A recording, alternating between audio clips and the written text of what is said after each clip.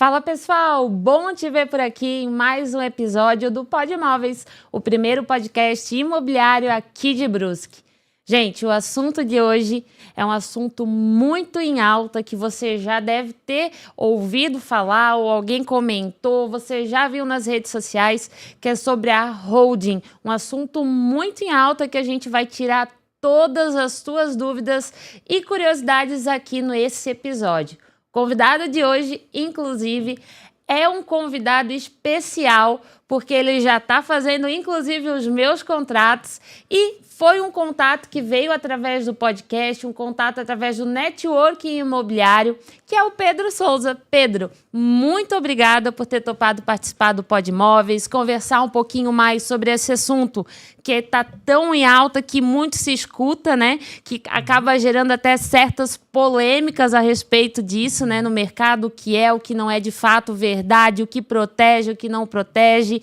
E a gente teve um papo muito legal lá no Passeio Beira Rio, que eu te convidei a Aline, o Adriano, o Nick para estar lá conhecendo esse projeto também, o mercado imobiliário. E a gente trocando uma ideia e conversando e já deu esse match aí de conversa, já estamos botando em prática contratos também. Muito obrigada por ter topado vir falar desse assunto e, inclusive, né, quando a gente teve a nossa última reunião, de ter pensado no tema, né? Porque a gente, putz, o que a gente fala, o que a gente não fala, isso, já sei. O assunto que está mais em alta hoje. Então é um prazer te ter aqui, tá, Pedro? Jéssica, primeiramente, muito obrigado pelo convite. É uma honra estar aqui no podcast, um podcast que eu já acompanho há bastante tempo. E desde quando a Aline e o Adriano vieram aqui no podcast, já comentei com eles que, cara, por que a Jéssica não me chama também? Eu tenho tanta coisa para poder falar, eu advogo só para corretor de imóveis. Que legal. E que bacana que deu esse match aqui, que a gente conseguiu encontrar um tema bacana que realmente está muito em alta, que é a holding, holding familiar, planejamento patrimonial. E a gente vê hoje muitas falácias, aí, principalmente na internet, Instagram, TikTok, sobre esse assunto. E é bacana a gente conseguir conversar um pouco sobre o assunto, tirar as dúvidas e desmistificar o que realmente é a holding familiar e como que se faz um planejamento patrimonial bem feito. Que legal. Pedro, mas antes de a gente entrar nesse tema, nesse assunto, eu quero conhecer um pouquinho mais da tua história, de onde é que é esse sotaque aí puxado, como que tu chegou nos Riquena. Beijo, Aline. Beijo, Adriano. Por que, rapaz, direito imobiliário, essa especialização? O que fez os teus olhos brilharem para o mercado, para o direito imobiliário? Eu sou natural do Rio de Janeiro. Eu vim para cá logo depois do começo da pandemia, em maio ou junho de 2020. E quando eu vim para cá, eu era estudante ainda, estava cursando a graduação em Direito, e eu vim transferido para a Univale. Eu cheguei aqui, se não me engano, no sexto ou no sétimo período da graduação. E procurando conhecer um pouco mais os escritórios aqui da região, acabou que eu conheci a Aline e o Adriano. Então, desde 2020, eu já atuo ali em parceria com eles. E comecei como estagiário e hoje, Que massa. E hoje permanecemos juntos ali e eu sou linha de frente no setor contratual e no setor também de holdings ali no escritório, tá? Duas lendas aí. Duas lendas da advocacia imobiliária. Então, o direito imobiliário entrou na minha vida por coincidência de conhecer eles. E o que me fez gostar do direito imobiliário é porque ele é muito multidisciplinar.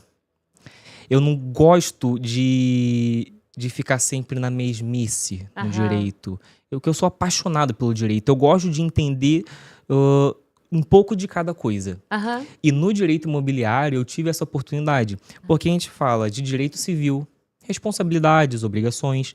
A gente fala um pouco sobre o direito de família também, sucessões, inventários. Um pouco de direito empresarial, a holding, por exemplo, é um tema forte para o direito empresarial, um pouco de direito tributário, um pouco sobre a contabilidade também, até um pezinho no direito criminal. Então o meu interesse pelo direito imobiliário despertou a partir disso, da possibilidade de eu aprender um pouco de cada área do direito. E desde então, desde que eu ingressei ali com a Aline e com o Adriano, foi amor à primeira vista para o direito imobiliário. Que legal.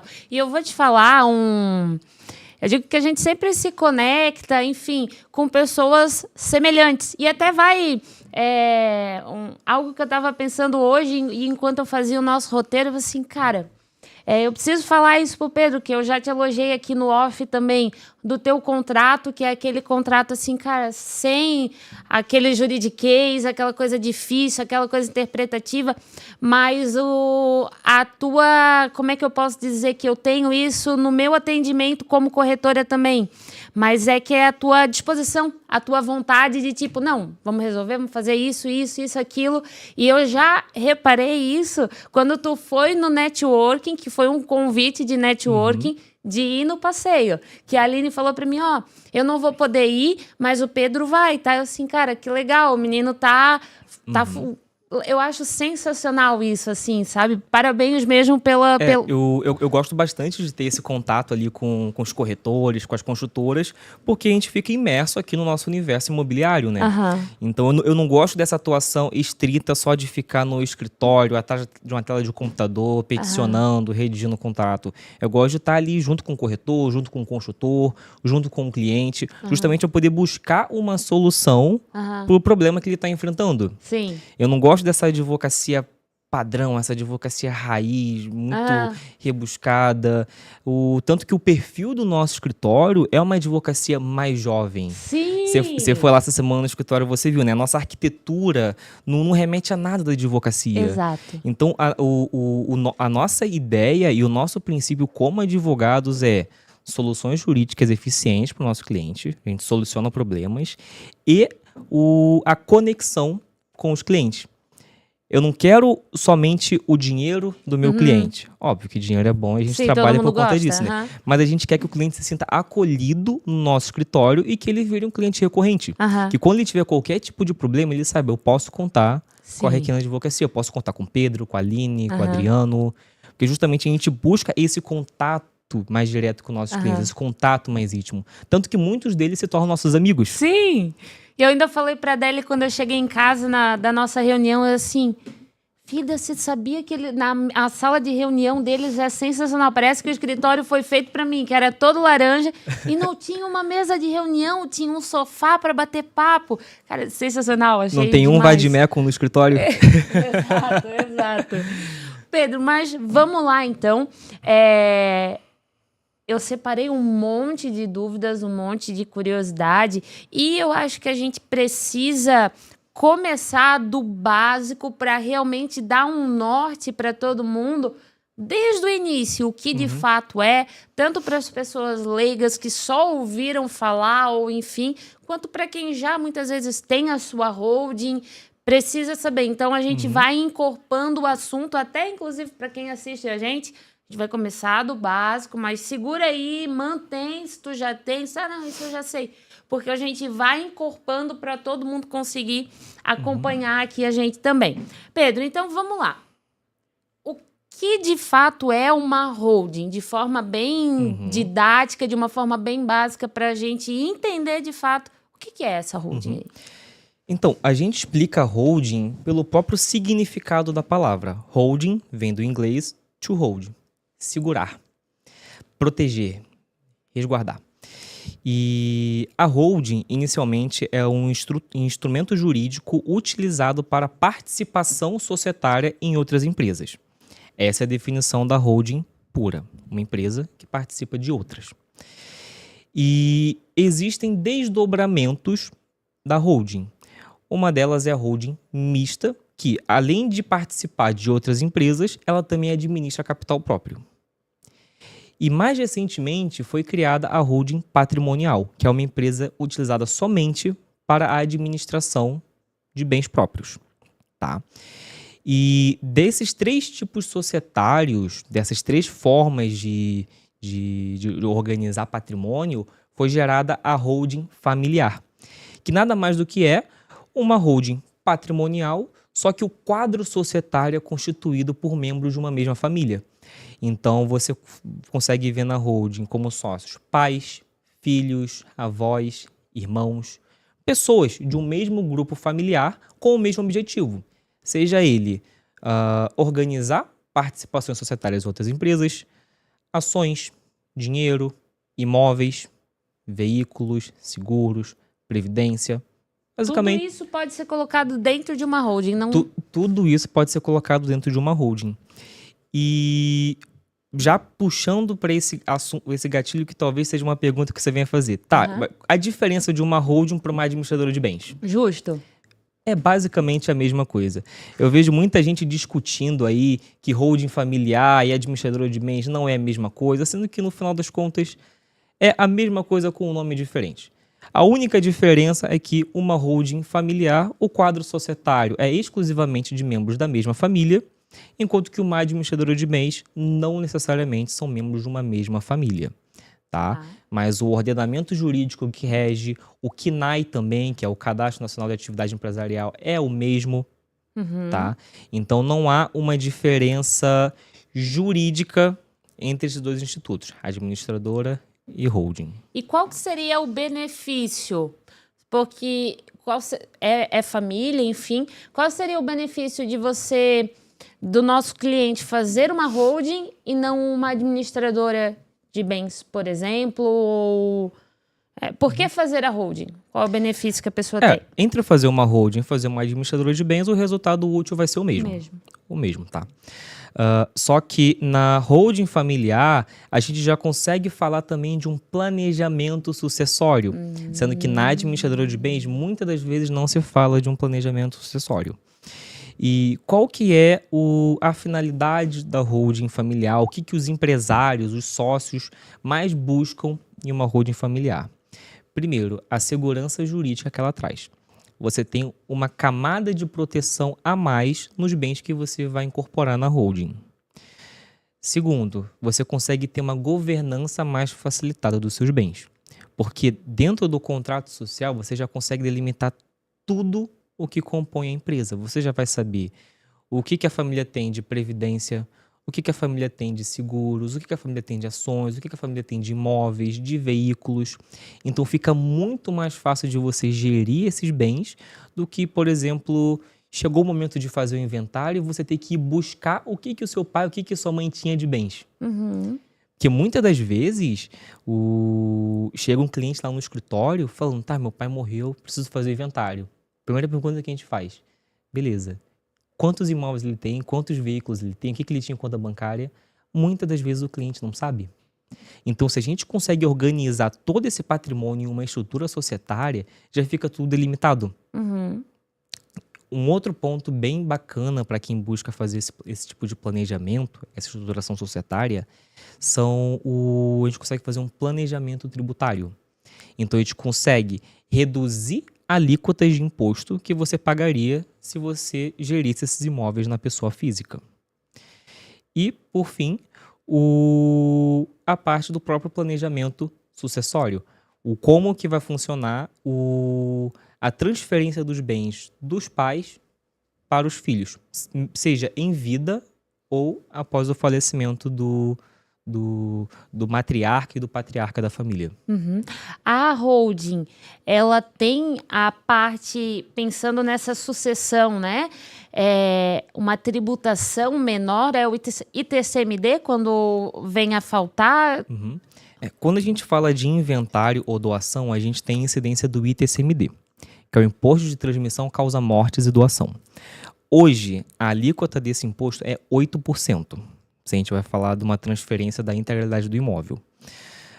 E quando a gente vai falar de uma doação de cotas empresariais ou de um inventário de cotas societárias, a gente também tem que fazer um inventário, só que ao invés de ser recolhido o imposto com base no valor de mercado dos bens, a tributação é em cima do valor atribuído no momento em que o imóvel é integralizado no capital social. E como que a gente faz a integralização do capital social dos bens que vão compor a holding? Normalmente a gente coloca o valor que o patriarca ou a matriarca, ou qualquer pessoa que detém a propriedade do imóvel vai incorporar na holding, o valor que ele pagou no momento da compra. Então, se a gente está falando de um imóvel comprado em 2020, por exemplo, e a gente vai fazer uma doação em 2025, 2026, a gente vai pegar 5, 6 anos de valorização do imóvel. Então, o imóvel que foi comprado por R$200 mil em 2020, ele não vai valer R$200 mil em 2025, 2026. Justo. Vai valer o dobro, o triplo, Aham. depende ali da região do imóvel. Então, é muito mais barato você fazer a sucessão com base no valor que o sócio pagou no momento da aquisição do imóvel do que você pagar a tributação, enfim, 5 anos depois da compra, 6 anos depois da compra. Que entra aquilo que eu te perguntei, por que fazer na holding e não... Qual foi que eu te E não falei? fazer o inventário De não fazer ou doação. a doação. A doação, que é, então, essa parte do valor, né? Justamente por conta disso, porque quando a gente vai recolher o imposto, leva com base o valor de mercado atual do imóvel. Exato. E os imóveis têm se valorizado muito, Jéssica. E isso tem sido um grande problema que as famílias vêm enfrentando no momento de um inventário. Porque o que ocorre? O pai e a mãe adquirem o patrimônio durante a sua vida inteira e no momento do falecimento, esses imóveis eles são avaliados no valor de mercado atual para fins de tributação e cálculo de emolumentos também do registro de imóveis. Então imagina, do nada, seu pai falece e você tem que pagar 8% de imposto sobre tudo que ele adquiriu em vida. Sobre o valor valorizado. Sobre já, o né? valor atual de mercado. Ou seja, muitas famílias são pegas de surpresa com o falecimento, porque, óbvio, ninguém está esperando um pai ou uma mãe morrer. E é muito comum os herdeiros terem que dilapidar esse patrimônio que os pais adquiriram para poder conseguir cobrir os impostos. Justamente. Se os genitores constituíram, por exemplo, R$1 milhão em patrimônio, calcula 8% disso. É R$80 mil de imposto para poder pagar. Fora o que vai gastar com advogado para poder fazer o inventário, o que vai gastar com escritura pública, se for um inventário extrajudicial, e o que vai gastar com o registro de imóveis também. Então, um patrimônio de R$1 milhão, você vai gastar mais de 100 mil para poder fazer o inventário. Bem mais. Agora, quando você estrutura isso tudo dentro de uma empresa, dentro de uma administradora de bens, uma holding, esses custos são muito mais reduzidos. Justamente porque a gente fala de sucessão de cotas. E as cotas societárias, elas não vão tendo reajuste conforme o tempo. Porque quando a gente coloca os imóveis dentro da sociedade e o proprietário dessas cotas vem a falecer, a gente não fala em sucessão de imóveis. É sucessão de cotas. E as cotas permanecem inalteradas. Até porque a gente não está falando só de cotas dentro de uma holding, não está falando só de imóveis dentro de uma holding, como tu disse no começo. Essas cotas podem ser integralização de capital mediante injeção de capital próprio, podem ser ações, podem ser participações em outras empresas, previdências. Existem várias formas que você pode atribuir capital social a uma empresa. Eu consigo, por exemplo, integralizar um imóvel que ainda está financiado? É vantajoso isso dentro de uma holding? Não tem... Quando está financiado, aí já tem que ver com a instituição financeira. Porque vai ter que ocorrer uma transferência de propriedade registral no registro de imóveis. E se está averbado financiamento, ainda é a segurança que o banco tem? Isso, vai ter que fazer alteração no contrato de financiamento bancário. Normalmente as instituições de crédito têm muita resistência quanto a isso. Justo. E também, normalmente, quando se faz a transferência de um financiamento bancário, o juro é atualizado no momento dessa troca de titularidade. Então, se você pegou um crédito barato... Não compensa. Não compensa. E Pedro, hoje quando a gente fala... que tu mencionou a palavra, né? Como se fosse uma camada a mais de proteção para quem está criando, tá fazendo essa holding. Ela protege as pessoas das suas dívidas pessoais porque esse imóvel está dentro da holding, isso de fato acontece, ou dependendo da situação, como que é isso? Olha... Eu acho que até o pessoal fala a blindagem patrimonial, se de fato é isso, né? Olha, Jéssica, esse é um tema polêmico, né? Bem polêmico, porque a gente vê muita gente na internet falando muitas mentiras acerca disso. Exato. Não existe blindagem patrimonial. E não existe segurança jurídica integral e absoluta. Então, qualquer pessoa que fala que a holding vai blindar seu patrimônio e o seu patrimônio vai estar 100% protegido, tu não contrata esse profissional. Mas a holding traz sim uma segurança adicional. Uma camada a Uma mais. camada a mais de proteção. Por quê? Uma coisa é a responsabilidade civil da empresa e outra coisa é a responsabilidade civil do sócio. Então, quando a gente fala de alguma dívida originária do sócio, a única forma dele afetar a empresa é se ocorrer o que a gente chama de desconsideração da personalidade jurídica inversa. Até peço perdão pelo termo técnico, mas é o único termo utilizado. Que é quando um juiz autoriza que as dívidas do sócio afetem a empresa. E esse fenômeno jurídico também pode acontecer da forma inversa, de quando a dívida da empresa afeta o patrimônio do sócio. E quais que são os requisitos previstos em lei para que possa ocorrer isso? Fraude contra credores e confusão patrimonial. Tá? O que seria confusão patrimonial hoje? Quando não tem como distinguir o que é a movimentação da pessoa física e o que é a movimentação financeira da pessoa jurídica. Um exemplo bem banal disso é quando o sócio paga contas particulares com caixa da empresa. Uhum. Quando faz retirada de capital de forma deliberada, sem fazer um prolabore, sem fazer uma distribuição de lucros. Então, quando você não consegue distinguir o que é capital próprio da pessoa física e o que é capital próprio da pessoa jurídica.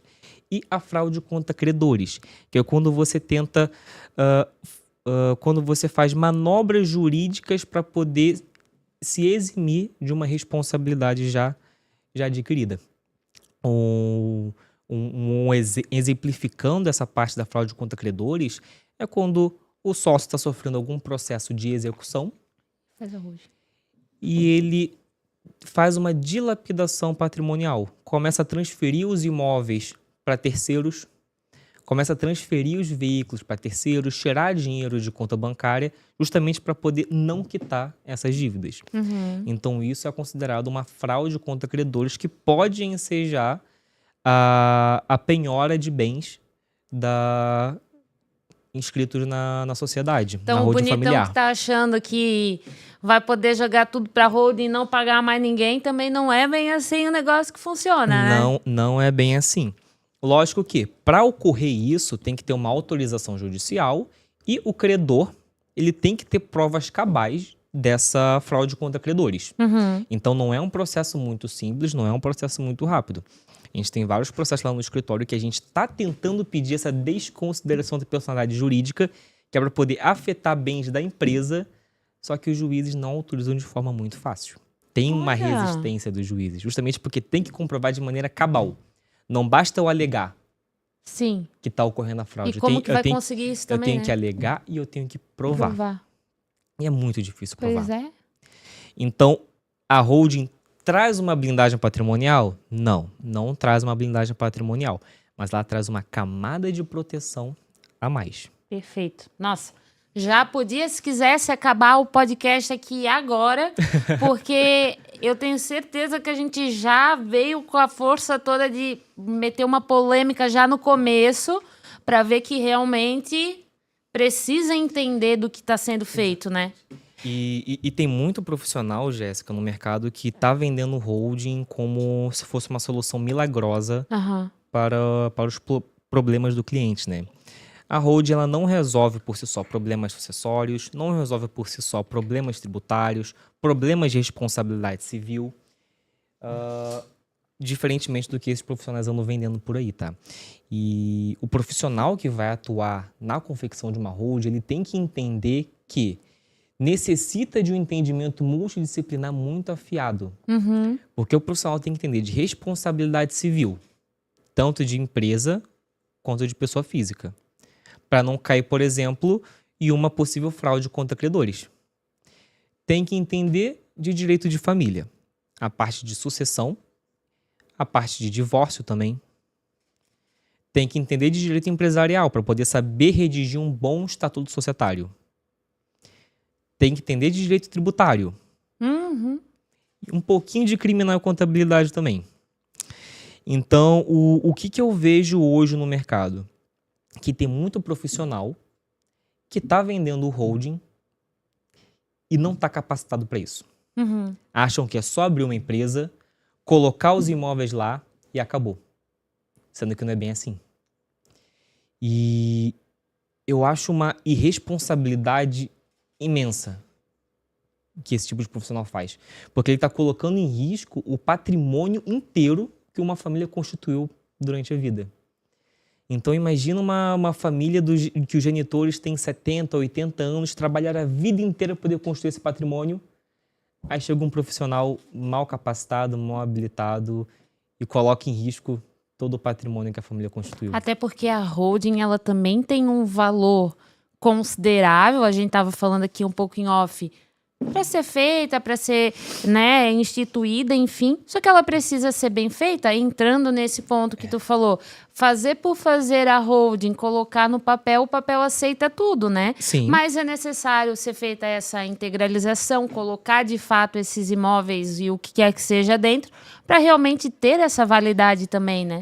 O que eu vejo é que os honorários é o que está atraindo muito a atenção desse tipo de profissional. Não é a segurança de fato do serviço que está sendo ofertado. E é o que eu digo para muitos dos meus clientes. Por conta desse tipo de profissional que ficam trazendo informações falsas a público, seja no Instagram, seja no TikTok, Facebook, enfim. Muitos clientes já vêm com um pensamento na cabeça. Não, eu vou fazer holding com o intuito de não pagar inventário. Sendo que não é bem assim. Eu vou fazer uma holding para transferir os imóveis do meu pai para mim sem pagar 8% de TCMD. Sendo que não é bem assim. Existem profissionais que fazem dessa forma? Existem. Só que está colocando em risco o patrimônio todo da família. Porque quando a gente fala da parte do planejamento sucessório de uma holding, a gente tem que entender o seguinte, que é um mecanismo de diminuir a carga tributária, só que se mal realizada, você está cometendo um crime de elusão fiscal. Não basta eu criar a empresa, integralizar os imóveis no capital social e na semana seguinte os pais saem da empresa e só os filhos assumem a totalidade dos imóveis. Porque você está utilizando de um mecanismo jurídico legal, previsto em lei, só que para obter vantagem devida, para deixar de pagar o ITCMD. Então o fisco ele está muito em cima desse tipo de operação. Então quando a gente vai orientar os clientes lá do escritório, a gente faz esse planejamento sucessório de forma que a gente não corra risco de incorrer numa fraude. Justo. Porque é muito fácil, Jéssica, você cometer uma ilusão fiscal sem querer.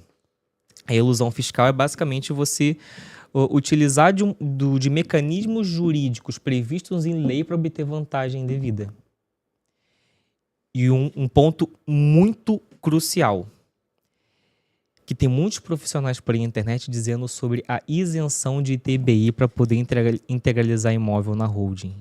Isso é furada. Por que é furada? É furada e não é. Vou te explicar ali já agora que a gente está falando a questão da fraude. Porque quando a gente fala de direito tributário, temos duas leis específicas que é basicamente a mãe do direito tributário, que é a Constituição Federal e o Código Tributário Nacional.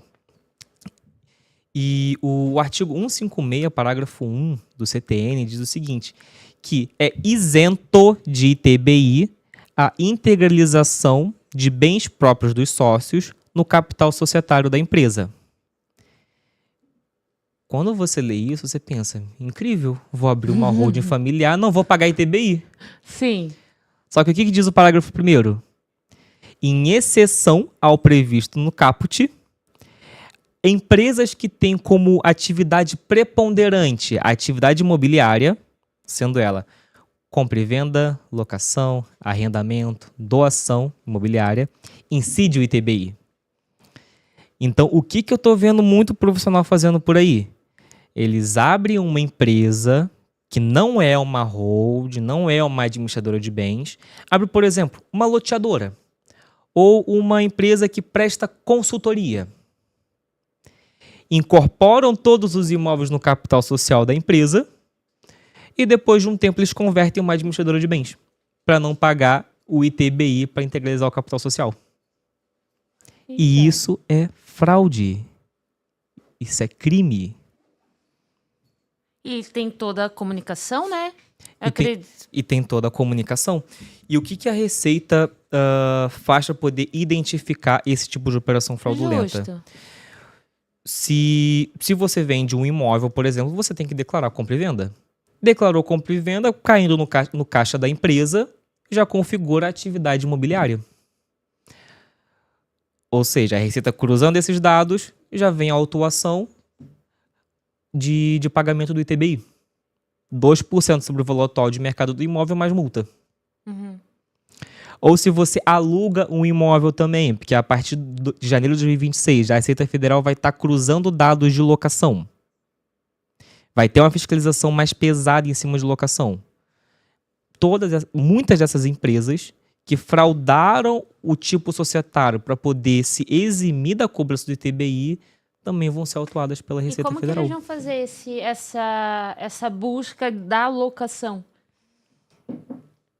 Em janeiro de 26, a gente começa o período de transição da reforma tributária. E o fisco está muito esperto. Então, ele já sabe que tem muitos empresários, muitos proprietários de imóveis que têm imóveis alugados e não declaram essa locação. Recebem em espécie os valores ou depositam em conta bancária de terceiro, justamente para não pagar o imposto de renda. Que hoje, quando a gente fala de imposto de renda de locação, pessoa física paga em média 27,5% e pessoas jurídicas entre 9% a 12%, podendo chegar até 15%, dependendo do regime tributário. E a partir de janeiro de 2026, a Receita vai começar a cruzar dados do registro de imóveis com as provedoras de serviço. Então vai cruzar dados, registros de imóveis, Celesc, Casan, operadoras de internet, operadoras de telefone, para saber quem que é o proprietário do imóvel e quem efetivamente reside ali. Para conseguir saber se esse imóvel é alugado ou não. E aí, cruzando dados com a Receita Federal, porque hoje o inquilino, em regra, declara a locação no seu imposto de renda para ter um abatimento. Aí, nessa forma, a Receita Federal vai conseguir autuar essas empresas. Se o inquilino coisa, já vai pegar. Aí pega. Ano que vem é um assunto que vai gerar muita polêmica, né, essa reforma. E tem muitos clientes lá no escritório que estão buscando regularizar essa situação. Então, a tributação já é uma realidade. Não tem como fugir. Então, o que a gente orienta? Colocando os imóveis que você recebe aluguel dentro de uma administradora de bens ou dentro de uma holding, a gente sai de uma tributação de 27,5% de imposto de renda para uma tributação mais baixa, entre 9% a 12%, dependendo do regime tributário. Então, esse é um exemplo muito cristalino de como fazer um planejamento tributário através da holding. Legal. Então, quando a gente fala de empresários que têm muitos imóveis no seu portfólio, imagina a economia que ele vai ter no decorrer dos anos. Em que momento tu aconselhava assim, a holding é para mim? Não, a holding não é para mim ainda. Olha, eu tenho até um vídeo postado sobre isso no Instagram, falando sobre qual que é o momento adequado de criar uma holding. Porque muita gente tem esse preconceito de que holding é coisa de rico. Sendo que não é bem assim. Quando que a gente pode criar uma holding? Um imóvel tu já pode criar uma holding. Depende muito de qual que é a intenção da família. Uhum. Porque não necessariamente eu preciso ter vários imóveis para poder compensar. Só que vão ser benefícios distintos. Se eu tenho muitos imóveis, eles são todos de aluguel, a gente vai ter o benefício tributário como um dos principais benefícios. Em seguida, a parte do planejamento sucessório e a segurança jurídica. Mas agora, quando eu tenho um imóvel, 2, 3, enfim, um quantitativo pequeno de imóveis, a parte do benefício tributário já não se torna mais tão relevante. Porque se eu tenho um aluguelzinho ali de 2, 3 mil reais por mês, eu pagar 27,5% de imposto de renda e eu pagar 12% de imposto de renda, não justificaria o custo de abrir uma holding. Só que você planejando a sucessão dos seus imóveis já traz um benefício. Porque você evita o inventário no futuro mais custoso, você já consegue planejar a doação para os seus filhos e também traz essa segurança jurídica adicional. E se a família tem a perspectiva de adquirir mais patrimônio no futuro, se você já tem uma holding ou uma administradora de bens, você já faz a negociação direto pela empresa. Aí já fica tudo resguardado dentro da empresa. E você evita os riscos da pessoa física. Sim. Eu gosto de recomendar muito para quem é empresário. Porque o empresário, ele pode sofrer muitas oscilações no decorrer dos anos. Tem meses que o empresário está faturando muito, tem meses que o empresário está em queda. Então, você proteger os seus imóveis é uma forma de você se proteger dessas oscilações também. Sim. Porque se você chega a contrair uma dívida e você não tem como pagar, os seus bens pagam por você. Então, o credor não quer saber se é o seu único imóvel, se é o seu único carro. Ele quer que você pague a dívida. Então, ele vai penhorar o seu carro, vai penhorar a sua casa. E se você tem essa dupla camada de proteção, você afasta um pouco mais esse risco. Justo. Tá? Sem contar, pelo pouco que a gente já conversou aqui, como tem muitas vertentes, tem muitas vias. Então, não é só eu quero abrir uma holding, eu preciso abrir uma... Não. A importância de uma consultoria realmente jurídica para entender, de fato, a situação atual e para que você precisa dessa holding. Preciso para isso. Opa, então, é para isso que a gente... Entender, montar esse mosaico do cliente para ele saber de fato o que ele está fazendo, né? Porque a holding é literalmente um planejamento patrimonial. Então, quando a gente fala de planejamento, seja lá qual tipo de planejamento for, não existe uma regra específica. Exato. Não existe um único caminho a seguir. Então, sempre que chega alguém lá no escritório querendo fazer um atendimento de holding, primeira coisa que a gente faz, eu reservo o dia mais tranquilo da minha agenda para poder atender ele. Porque atendimento de holding é demorado, é complicado. Porque eu tenho que entender toda a realidade familiar, não só da pessoa que está ali sentada na minha mesa conversando comigo. Tem que entender a realidade financeira, quantos imóveis ele tem, por quanto que ele comprou, qual que é o valor de mercado atual, qual que é a intenção dele com a holding. Porque tem cliente que só quer fazer um planejamento tributário bem feito. Aí a estratégia é diferente. Tem cliente que quer fazer uma sucessão mais eficiente. Aí o planejamento é diferenciado também. Mas o que mais chega lá no escritório são casos de famílias que os genitores são bem idosos e os filhos têm receio de um inventário mais custoso. Então, boa parte do planejamento patrimonial que a gente faz lá no escritório é justamente voltado para essa parte de sucessão. Interessante. Mas a gente também aproveita os outros benefícios, lógico. Se a gente fala do cliente investidor, por exemplo, e ele está comprando um imóvel na planta, em que momento pode ser pensado nisso para esse imóvel na planta? O imóvel na planta tem duas circunstâncias. Ou já compra diretamente no nome da holding, ou compra na pessoa física. Comprando na holding, procedimento padrão. Foi aberta a matrícula do imóvel, foi autorizada a transferência da propriedade registral, faz a escritura pública de compra e venda, registra no cartório de imóveis e assunto encerrado, já está ali protegida no patrimônio da empresa. Agora, se a compra foi realizada na pessoa física, a gente consegue fazer uma escritura pública de compra e venda já com cessão.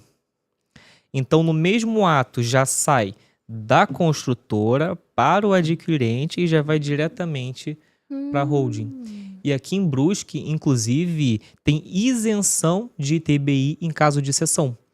Então, vamos supor que você, Jéssica, você compra um imóvel na planta E ele vai ser entregue agora em dezembro. Para você não ter que registrar esse imóvel na sua pessoa física, paga 2% de TBI e depois integralizar ele no capital social da sua holding, da sua administradora de bens e pagar novamente ITBI e pagar novamente a averbação no registro de imóveis, você consegue fazer em um único ato uma escritura pública de compra e venda com cessão de direitos. Aí no mesmo ato já vai transferir para você e para a tua holding. E essa transação construtora Jéssica é isenta de ITBI. Olha. Você recolhe um ITBI somente da construtora para sua administradora de bens. Isso eu estou falando em Brusque. O ITBI é um imposto municipal e cada município define as regras de como que vai ser tributada essa operação. Mas em Brusque a gente consegue fazer dessa forma. Então a gente economiza no registro de imóveis, porque se fosse seguir a cadeia registral, seriam 2 averbações no registro, 2 escrituras públicas de compra e venda e 2 ITBIs. Aqui a gente faz tudo no mesmo ato. Uma escritura, um registro, um ITBI. E até acho que já está sendo natural também a compra de um imóvel que está na holding para uma outra holding, né? Isso vai se tornar cada vez mais comum também, né? É bem comum. Já está bem comum aqui em Brusque também, porque as pessoas têm se preocupado muito em proteger o seu patrimônio.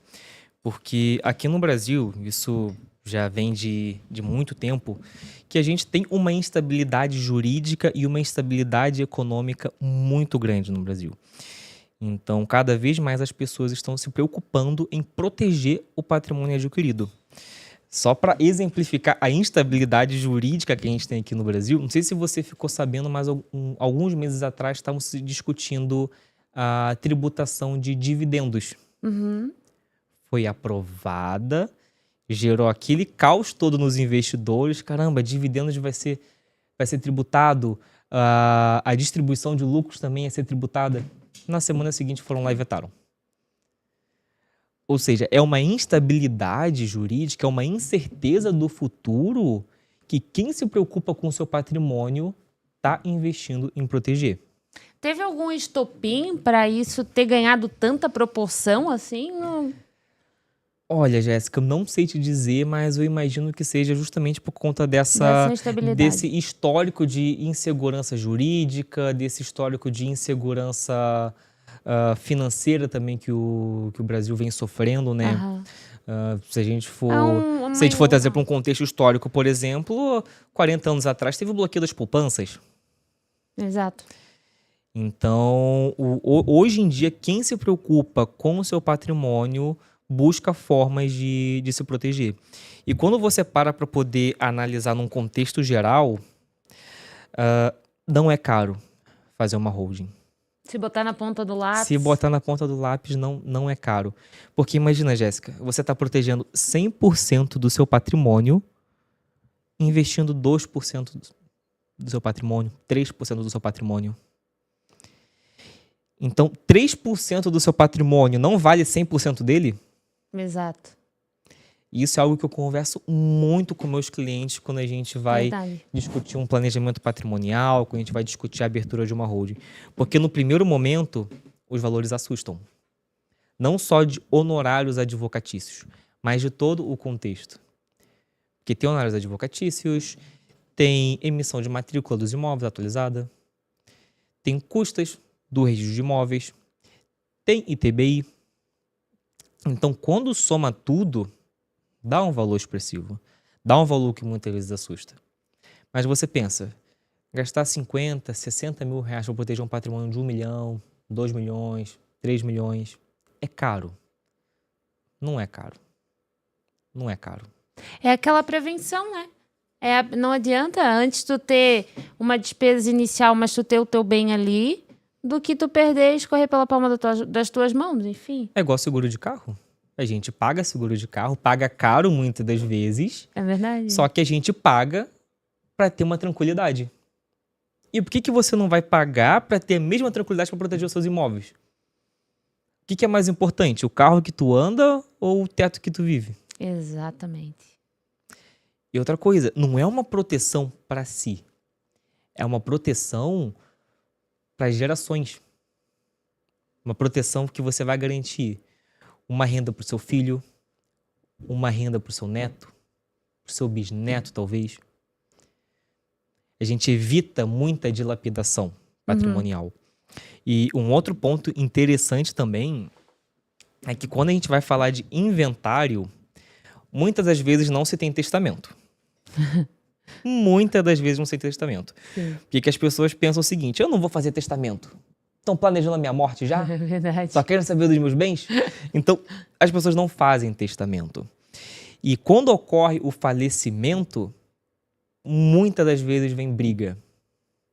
Às vezes briga por conta de um imóvel, às vezes briga por conta de 10 Verdade. imóveis. Então, quando a gente fala de planejamento sucessório, a gente já deixa tudo muito Pronto. bem definido.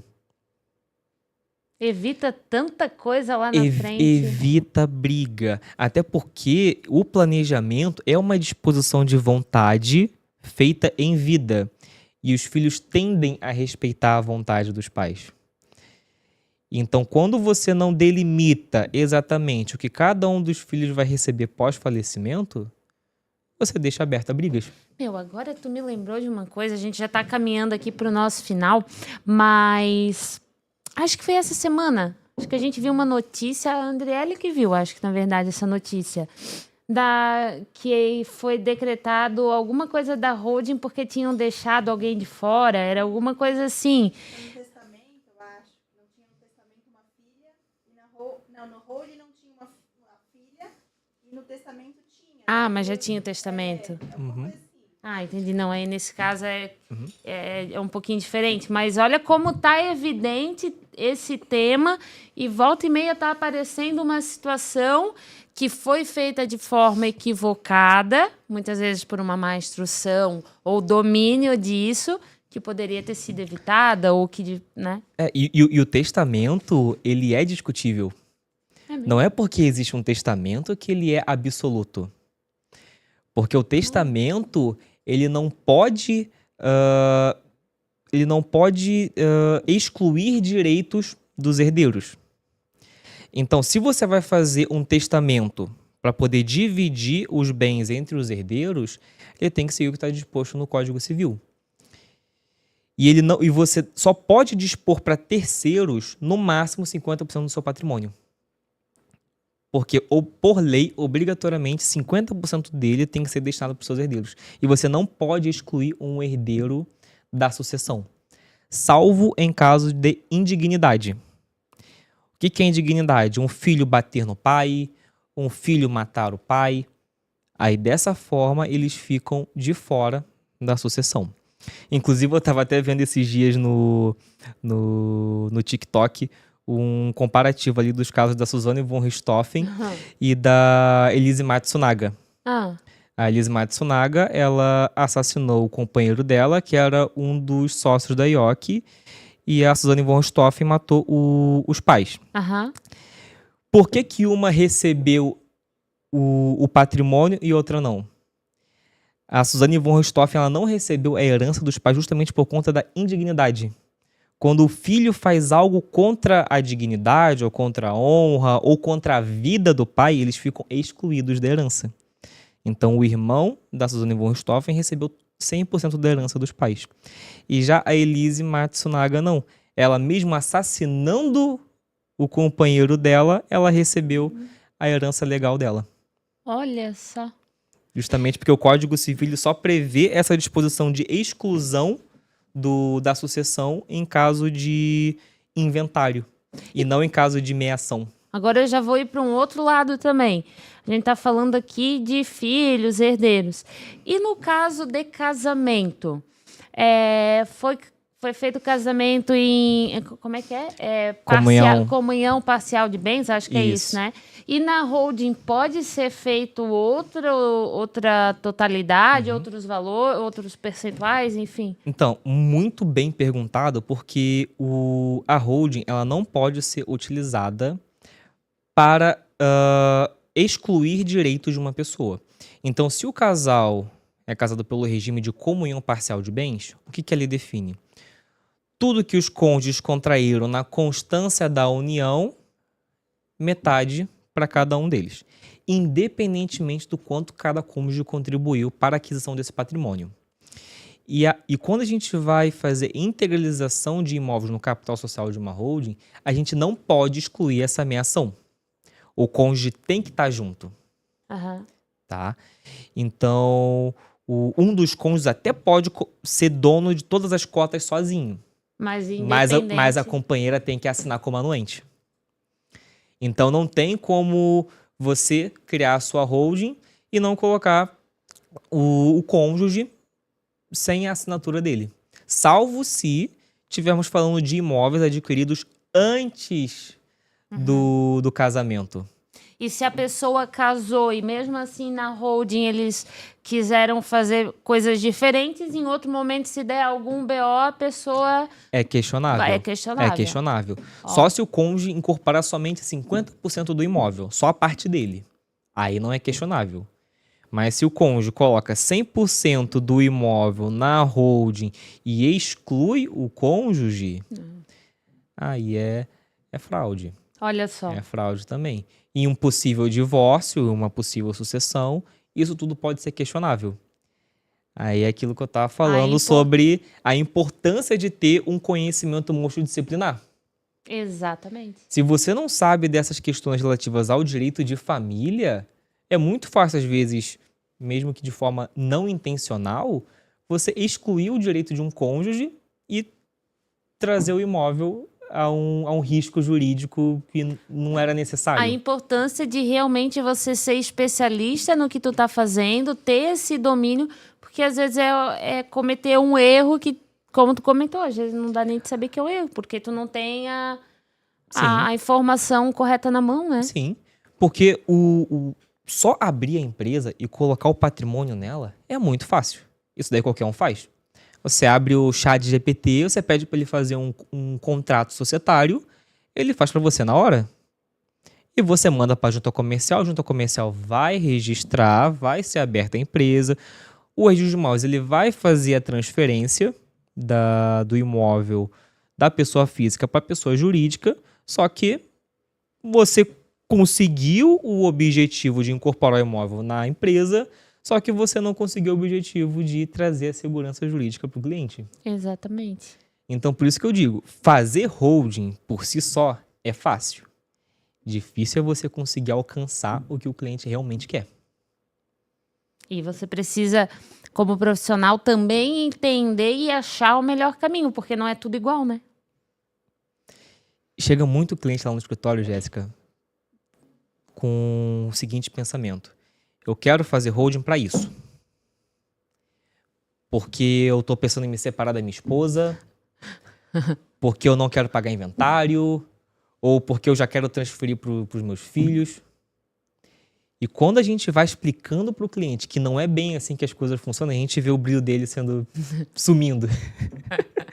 Essa semana mesmo a gente teve um atendimento lá no escritório que a cliente ela queria abrir a empresa, o pai dela incorporar todos os imóveis no capital societário e na semana seguinte já fazer a doação para ela. Justamente porque ela queria, de forma rápida e mais barata, transferir os imóveis do pai para ela sem pagar ITBI, sem pagar ITCMD, perdão. Sendo que isso pode ser interpretado como uma ilusão fiscal. Porque ela está utilizando de uma manobra legal, que é a construção de uma holding familiar, para obter uma vantagem indevida, que é não pagar o ITCMD. E qual foi a orientação que a gente passou para ela? A gente faz a abertura societária, a gente incorpora os bens no capital societário e deixa do jeito que está. Vai fazendo a administração, você pode administrar os bens do seu pai, a gente coloca como sócia administradora, só que a gente não faz essa transferência das cotas de forma imediata. Justo. Vamos fazendo Você tá uma doação aos poucos. E você está se planejando para os passos. Planejamento. Isso. Porque se a gente faz tudo num único momento, eu vou conseguir o objetivo que o cliente quer, que é transferir os imóveis para o nome dela. Só que, quem garante que daqui 1, 2, 3 anos o fisco não vai entender isso aqui como uma fraude? Então é o que eu digo para muitos clientes. Eu perco o cliente, mas eu não coloco ele numa furada. A cliente insistiu que ela queria fazer dessa forma. Eu falei, dessa forma eu não faço. Eu não trabalho dessa forma. Eu não vou arriscar 100% do patrimônio que o teu pai trabalhou a vida inteira para poder conquistar para economizar 2, 3% de imposto. Não faz sentido. Não faz sentido. Então, quando a gente começa a explicar realmente como que funciona um planejamento patrimonial, a gente vê que muitos clientes, eles desanimam ou às vezes se ficam desiludidos justamente porque a gente vê muito conteúdo falacioso na internet. De fato é que assim, é o que eu sempre falo também e tenho isso como visão. Faz o certo. Faz o certo que tem que ser feito, porque se tu já começa errado, se tu vai errado até o final. Sim. E depois a bomba pode ser até pior, né? Então, faça o que tem que ser feito de uma forma correta, que é isso que é o caminho, né? E é aquilo, holding, planejamento não é uma receita de bolo, não existe a mesma solução para todo tipo de cliente, cada caso é único. Sempre que eu vou atender uma holding ou qualquer tipo de planejamento patrimonial, é uma tarde inteira de atendimento. Atendimento de 4, 5, 6 horas, porque a gente senta com a família e a gente realmente delimita. E faz o certo também, né, Pedro? Mas hoje, Pedro, para a gente finalizar aqui, então, o nosso podcast, uma dica, uma mensagem final, algo que, assim, tu sente no coração. Lógico que a gente já conversou muito, tenho certeza que tirou dúvida de muita gente, esclareceu muita informação. Inclusive, gente, eu vou deixar o contato do Pedro depois aqui, dos Requena Advocacia, para vocês entrarem em contato com eles, para realmente entender de fato, ter uma conversa olho a olho. Esse bate-papo abre muito a mente, mas ele abre a mente para você e conversar a respeito do que faz sentido para você. Eles precisam entender também de fato para encontrar o melhor caminho. Então vai estar aqui nos comentários o Instagram do Pedro, do Requena. Enfim, entre em contato e marca um café com eles, tá? Mas vamos lá, Pedro. Só uma ressalva ali para a OAB que quem tá falando disso é a Jéssica. Não tô fazendo captação indevida de clientes, então se ela tá recomendando... É isso aí, tá? É eu que tô falando, eu cliente, tá? Pedro, uma mensagem final aí, algo para quem nos assiste, que você acha que para fechar com chave de ouro. Não acredite em tudo que você vê na internet. Acho que essa é a mensagem mais adequada para poder passar agora, principalmente quando a gente está falando de um assunto tão importante e tão delicado como esse. Não arrisque 100% do seu patrimônio em tentativas jurídicas, manobras fiscais, buscando algum tipo de vantagem indevida. Faça o que é certo, pague os impostos que tem que pagar. É isso aí. E não acredite em coach de internet. É isso aí que eu ia dizer, porque às vezes a gente tenta tirar vantagem, quer ver alguma coisa, ou sabe quando é aquele negócio mágico, é que nem investimento. Meu, essa rentabilidade é muito acima do real. 3% ao mês sem risco. Entendeu? Então, assim, faz o certo, procura quem é especialista, tem que pagar imposto, que paga imposto. Ainda bem que tu tá pagando imposto, que tu tá vendendo, tu tá com dinheiro, tá acontecendo. Não tenta tirar vantagem de uma coisa que não é para isso. E é aquilo, só paga imposto quem tem dinheiro, né? Quem tem patrimônio. Quem não tem patrimônio não paga imposto. Então, exato, busque pagar seus impostos, é bom. É isso aí. É bom. Eu penso dessa forma. Que bom que eu tenho que tirar a nota fiscal. Que bom que no fim do mês a contabilidade me manda a nota de imposto, cara. Tem gente que não tá vendendo, tem gente que... Né? Então faz o certo. Né? Só paga IPTU quem tem imóvel. É isso aí. E só paga imposto de renda quem ganha dinheiro. Então... É isso aí. Paga, tem que pagar, paga, né? É isso aí. Gente, então é isso. Bom te ver aqui nesse episódio. Curte, comenta, compartilha e já sabe, eu te vejo no próximo episódio.